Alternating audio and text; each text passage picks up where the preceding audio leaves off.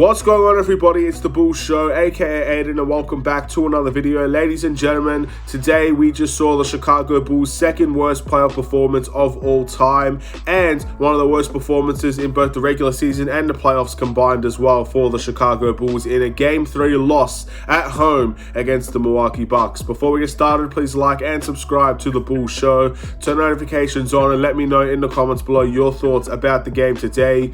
I'm not going to ask for a player of the game. I don't think it's worth it, to be honest. And just what are your thoughts on Game 4 now? Because Game 3 is over. If you're a player of this team, you should be ashamed of yourselves for a performance like this. But you got to forget a performance like this and try your very best in the next game to bring that physicality, to bring that energetic team, and to bring some offensive movement in the next game against the Milwaukee Bucks. That's what the Bulls players need to do. But for the Chicago Bulls fans, we left this game with sour taste in our mouths as we lost 111-81. Again, this is the second worst playoff performance the Chicago Bulls has ever seen, and this is one of the worst performances of our season, right off one of our best. I don't really have much to say. I think it's an embarrassment how we played today. I think that no one really wanted to do anything on offense or defense. I think that in all seriousness, the fact that they thought this was an acceptable performance and they decided to keep on doing that for the remainder of the game was an absolute joke. I really thought from everybody, from the coaching staff to the players, were jokes in today's game. It felt very similar to the Charlotte Hornets game where the fans were literally booing the Chicago Bulls almost after every possession. And this is our home game. This is the game that many of us were waiting for because we wanted to see a home playoff performance. And Milwaukee, you got to give them credit. They absolutely shut this team down and they shut the fans down. This was not the playoff game that we all wanted to expect at home. We wanted a close, competitive battle where the fans were involved and you got players trying their absolute heart and souls out on that court. And I honestly don't think anybody on this team walks away with that credit and that responsibility on their shoulders. No one really stepped up. No one really put in that hustle, put in that work. No one really did much on this Chicago Bulls team.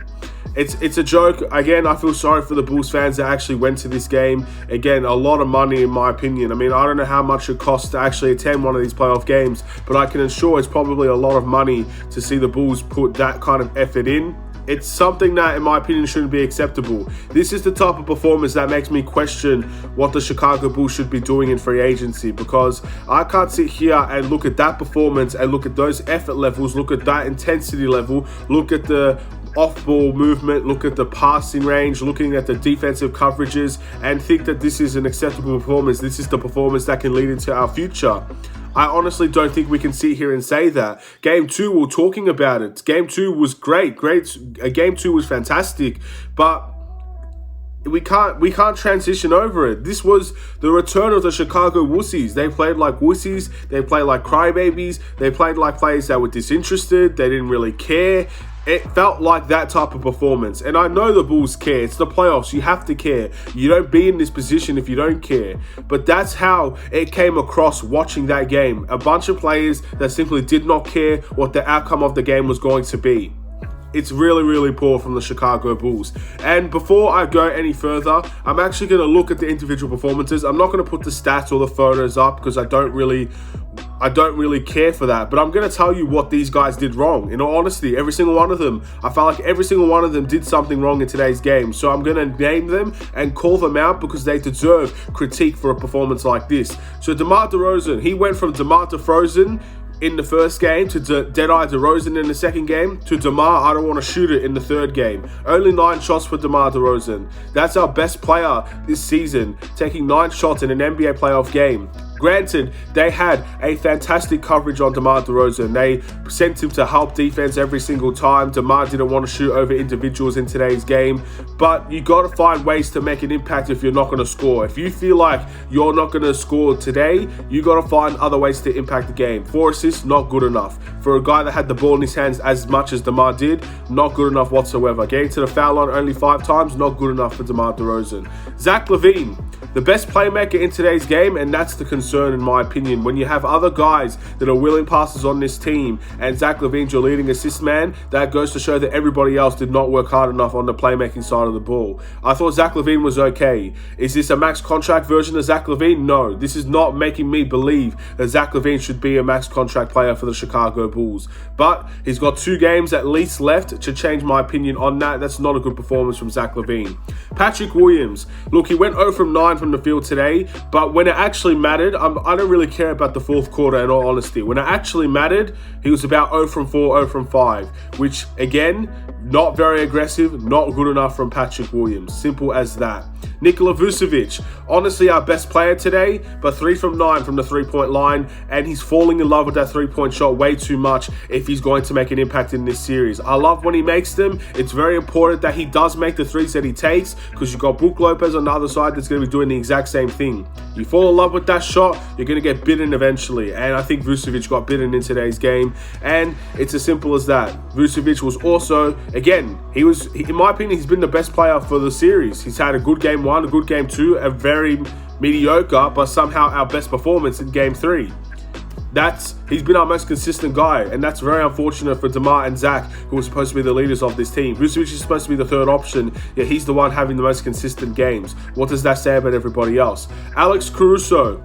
In the last game, 10 assists, Bulls win. Game 1, 2 assists for Alex Caruso, Bulls lose. Game 3, 1 assist for Alex Caruso, Bulls lose. It's not his fault. In all this game, specifically, not Alex Caruso's fault in my opinion. Because at the end of the day, defensively, he was still trying to do some stuff. But the ball movement was simply non-existent. As soon as Alex Caruso dished the ball out, whether it was to Zach LaVine or to DeMar DeRozan, even to Vucevic, the ball became stagnant. It became glued to that opponent, to that teammate. And they didn't want to get rid of the ball. And they ended up taking tough, contested, not necessary shots. Very, very simple. Kobe White.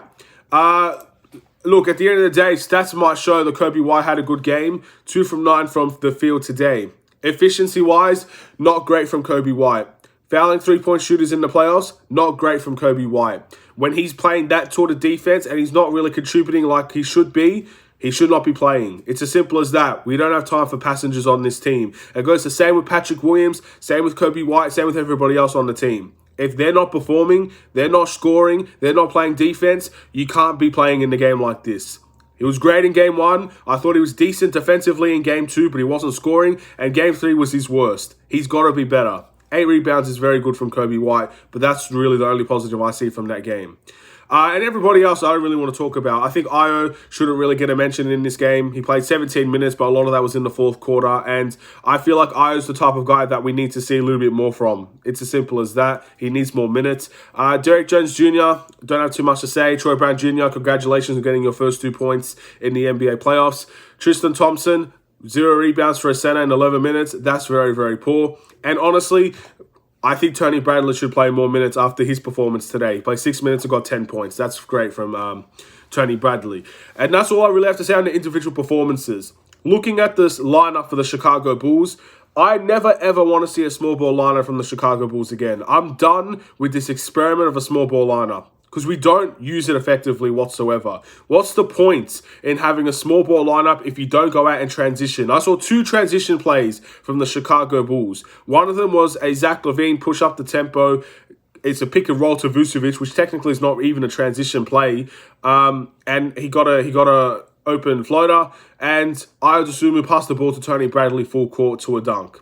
The only 2 transition plays I can really remember in this game. I never ever want to see a small ball lineup for the Chicago Bulls. Until Lonzo Ball returns, the small ball lineup should be non-existent. We should play as big as possible because we don't use it effectively. We're a small ball team that plays the slowest in the NBA. It's ridiculous. I mean, Milwaukee have a bigger team and they're outrunning us down the court. That's really bad. That's really bad to have a small ball lineup that doesn't want to run or doesn't want to run out in transition, doesn't really want to push the tempo. We played so slow in today's game and we're playing a small ball lineup. I think next game we got to match up with Milwaukee. We can't be focusing on small ball because if we're not going to use it, we got to match up. It's as simple as that because the big lineup gave us problems. We spent too much time in the perimeter, not enough time in the paint, and that's because they had the lineup of Brook Lopez, of Bobby Portis, and of Giannis. 3 close to 7-footers, if not 7-footers on that team. Centers, pretty much, playing in 3 of those positions. They went big, and we didn't take advantage of that. So the Chicago Bulls need a long, hard look in the mirror. Billy Donovan has had 2 good games in terms of coaching. In this game, he didn't make the necessary adjustments. Game 4, he's got to make those adjustments, and we got to match up with the Milwaukee Bucks. If they're going to play big, we have to play big as well. We cannot leave this team or this series playing small ball the rest of the way if that's how we're going to use it. It's an ugly game from the Chicago Bulls in that way. And also, again, I think offensively, we've got to do something. We've got to do something. And defensively, I've said for a long time, we cannot match the Milwaukee Bucks three-point shooting. If you're going to go toe-to-toe from the Milwaukee Bucks from the three-point line, you saw it today. You saw the Chicago Bulls three-point shooting today. I'm telling you now, if we're going to go match up with the Milwaukee Bucks from the three-point line, we will lose and we won't compete, which is exactly what we saw today. Again, Zach LaVine, 2 from 4. Patrick Williams, 0 from 4. Vucevic, 3 from 9. Caruso, 3 from 5. Then you go to the bench. Kobe White, 1 from 6. Io, 0 from 3. And the rest really irrelevant in all honesty. So we don't compete. And you saw guys like Pat Connaughton. You saw guys like Grayson Allen, Wesley Matthews, Bobby Portis. All of them were making threes. Brook Lopez as well. We will not match up with Milwaukee if we're going to make this a three-point battle. We simply will not do it. So again, next game, that's something we need to look forward to. We need to try and stop that. Is this the end of the Chicago Bulls? In my opinion, Game 4 will tell everything in this team. This will either be a one-off game and we come back with extreme fight and extreme energy and extreme physicality and we get back to what made us successful in Game 2.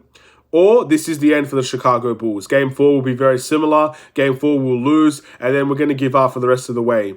I already felt like the Bulls gave up in this game, to be honest. I felt like the Bulls said, all right, we got a game. We made it respectable. We showed that we deserve to belong in the NBA playoffs. That's it. They kind of threw in the towel in today's game. So if that's the performance that we're going to see next game, honestly, don't show up to the building. I don't want anyone to show up to the building if they're going to have that type of performance in the next game. It's as simple as that. I've got to give credit to Milwaukee for playing well. They played very well defensively today. They made things very difficult for the Chicago Bulls, but I don't care how difficult Milwaukee can make it. This team is still too talented to be putting in that type of performance. When the going gets tough, I feel like the Chicago Bulls team has a mental, barrier where they just can't overcome when teams want to play physical with them. And again, Game 2, they really showed that they can play physical. But when teams bring it back to them, I don't know if they can respond well to that. So, look, if I've missed anything, feel free to let me know in the comments below. But in all honesty, I think that's all I really need to say in Game 3. I'm not going to overreact. I'm not going to scream. I'm not going to shout. I probably should because it's an emotional time and many people will feel like screaming and shouting for this performance. Honestly, I don't feel like doing that because at the end of the day, I've seen this song and dance before with the Chicago Bulls in the regular season. They've made history with their second worst playoff performance of all time. These players will be screaming and shouting at themselves. I don't need to scream and shout for them. But again, Game 4 will tell all. It's a very early game for the Chicago Bulls. This game's actually at 3 a.m. for me, so I'm not looking forward to that. But Game 4 is going to mean everything for this team. Either we go out swinging or we bow out.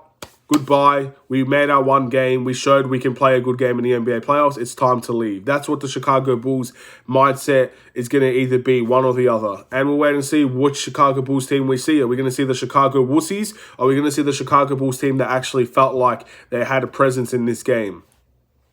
Only time will tell. Thank you for watching. Please like and subscribe if you're new. I'm not playing around here, ladies and gentlemen. I'm not screaming. I'm not shouting, as I said before. There's no need to do that, in my opinion. If you feel free in the comments below. Speak whatever you need to say.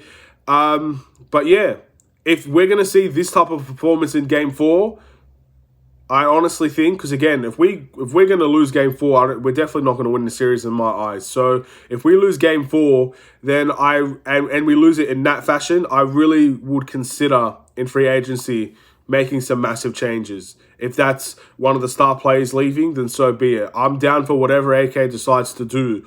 But I would seriously consider making heavy adjustments because I don't care if it's our first playoff experience. If we're going to be putting in performance like that, that's not the future for the Chicago Bulls. We shouldn't be going in that direction, in my opinion. So there's a lot of heavy hearts, a lot of pressure on this team and the pressure on the front office if we're going to see performances like that again. If this is a one-off, fair enough. But if that's the performance we're going to see next game, changes will have to be made in the off-season. That's my personal belief. Have a wonderful and safe day. Stay safe, stay healthy, stay tuned for more. Take care and peace.